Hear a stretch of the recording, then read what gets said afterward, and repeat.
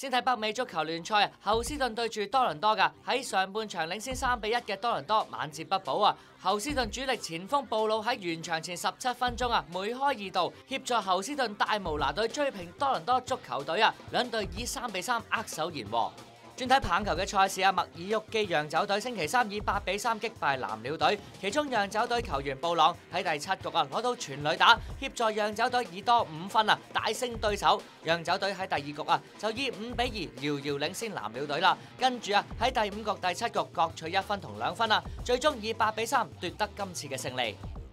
杜奧巴很想去捕捉他，前車路士前鋒杜奧巴終於俾人捕捉咗啦，就係上海申花，佢喺官方網站正式宣布加盟中超上海申花。杜奧巴亦都喺個人官網嗰度啊，表示佢好高興確認同中超上海申花簽約，佢同申花簽咗一份為期2年半嘅合約，合約將會去到2014年12月31號，佢亦都會喺7月正式加入球隊。佢認為加盟上海申花對佢嚟講係正確嘅選擇。當上一次佢隨車路士嚟到中國嘅時候，感受到中國熱情嘅球迷，同時佢亦都希望能夠推動中非友誼作出自己嘅貢獻。